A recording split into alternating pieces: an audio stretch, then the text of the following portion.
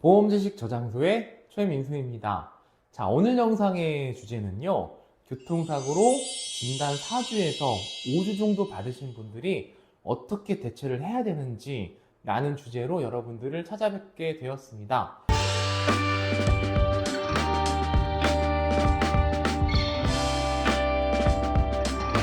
요 근래에 제 유튜브를 보고 많은 질문들을 남겨주시는데요.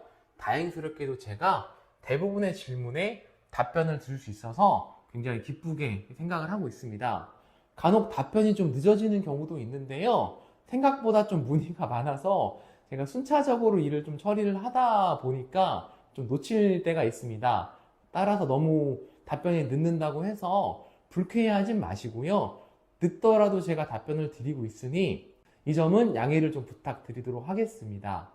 자, 요 근래에 저에게 발가락이 골절됐어요, 손가락이 골절됐어요, 아니면 늑골이 골절됐어요, 이와 같은 진단으로 상담을 남겨주신 분들이 좀 있으시고요. 이분들이 가장 궁금해하신 점은 무엇이었냐면 본인들이 보험회사에서 합의금을 보통 300에서 350만 원 정도 제한을 받으셨대요. 그래서 이게 맞느냐 이렇게 물어보시더라고요. 그래서 제가 이 부분에 대해서 당연히 개별적으로 답변을 드리기는 했지만 다시 한번 또 영상을 제작하여 자세하게 설명을 드리고자 합니다. 자, 이분들이 의구심을 가지는 이유는 이런 이유예요. 주변에 들어보니까 진단 2주 받으신 분들도 합의금 뭐 300만 원 가까이 받는 분도 계시던데 나는 진단이 4주인데 그럼 최소한 600에서 700은 받아야 되지 않아요? 뼈가 부러졌는데? 이렇게 이제 물어보시는 거예요. 그러니까 이분들 생각에는 진단 2주가 300이니까 나는 곱하기 2배를 받으면 되겠지. 왜냐하면 나는 진단이 4주 이상이니까. 그래서 제가 그 부분에 대해서 일단 두 가지 오류가 있다고 말씀을 드렸어요. 일단 첫 번째 오류는 무엇이냐? 자, 진단 2주로 합의금 300 나가는 경우 있죠. 당연히 있을 건데요.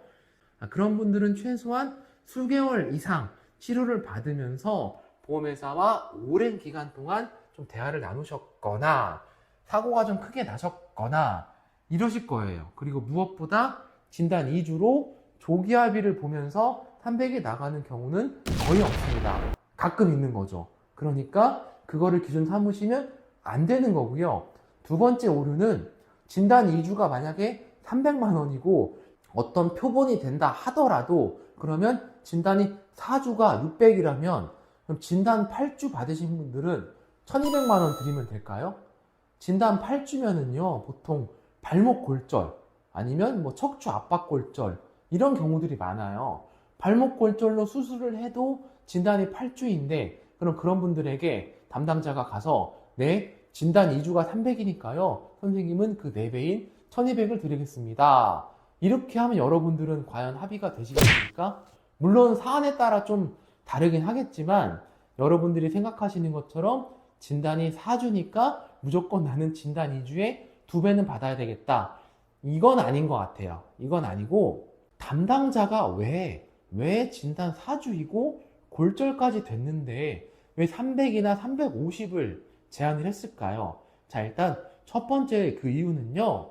진단이 4주, 5주 나오신 분들은 보통 병원에 한 3주에서 4주 정도는 입원을 하세요. 실제로. 그러면 대략 3주에서 4주 정도 입원을 했을 때 그 휴업손해와 위자료를 더하면 한 300만 원 정도 금액이 나올 겁니다. 여기에다가 향후치료비 좀 보태서 합의를 하자고 제안을 하시는 거예요. 그러면 그 계산이 잘못된 건 아닌데 그래도 4주 진단 받으신 분들은 조금 섭섭한 거예요. 왜 그럴까요? 일단 정말 아프거든요. 이 4주, 5주 진단을 받으신 분들은요, 2주 진단 받으신 분들에 비해서 정말 굉장히 아파요. 보통 차대 오토바이, 차대 자전거 사고에서 많이 발생을 하는데, 사고 난 영상 같은 걸 한번 보면은 자전거나 오토바이가 차에 부딪혀서 사람이 공중에 붕 뜨면서 날아가서 바닥에 대굴대굴 구르는 이런 사고를 당하시면 발가락, 손가락, 늑골이 부러지곤 하거든요.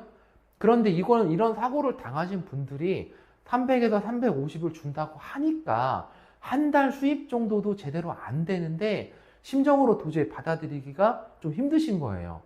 그 마음도 당연히 이해는 가요. 그러면 담당자들이 그럼에도 불구하고 300에서 350만 원 부르는 이유는 무엇이냐? 이분들이 보통 퇴원을 하시고 나면 치료를 많이 안 받으세요.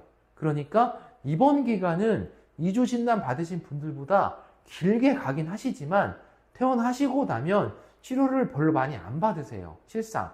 그러다 보니까 보험회사 입장에서는 그렇게 급하진 않더라고요. 제가 담당자로 일해 봤을 때도 그랬어요. 합의금 많이 부르세요. 나는 진단이 4주니까 최소 600, 700 주세요. 그렇게 산출할 근거가 없어요. 후유장애가 남는 것도 아니고. 그래서 결국은 이런 사고가 정말 처리하기 나쁩니다. 담당 입장에서도 그렇고 합의를 보고 싶어 하지는 피해자 입장에서도 생각보다 금액이 너무 작으니까 쉽게 성사가 되지 않는 것이죠. 이런 분들의 현실적인 대처 방안은 무엇이 될까요? 만약 여러분들이 과실이 없으시고 충분히 치료받을 시간이 있다고 하시면 저는 치료를 충분히 받으시라고 말씀드리고 싶습니다. 이런 진단을 받으신 분들은요, 사고 초기에 밀당을 어떻게 해도 금액이 확 올라가진 않아요. 물론 이것도 담당마다 좀 다르니까 한번 물어보시는 건 괜찮으세요. 얼마까지 줄 수 있느냐 이렇게 물어보는 건 괜찮지만 대부분의 경우는 별로 신통하지 않은 답변이 돌아올 겁니다. 그러니까 여러분들이 완치가 되실 때까지 치료를 좀 잘 받으셨으면 좋겠고요. 그럼에도 불구하고 나는 시간이 없어서 조기에 합의를 좀 마무리 짓고 싶다 하시는 분들에게는 이런 조언을 드리고 싶어요. 아까 영상 서두에 말씀드린 것처럼 나는 진단이 4주니까 합의금 600 이상 주세요 라는 말씀을 만약 담당에게 하신다면, 그렇다면 그 시간 이후로 담당자의 전화는 다소 뜸해지지 않을까, 저는 그런 조언을 좀 드리고 싶습니다. 자, 오늘 준비된 영상은 여기까지입니다. 다음번에는 조금 더 유익하고 좋은 영상으로 찾아뵙도록 하겠습니다. 시청해 주셔서 대단히 감사합니다.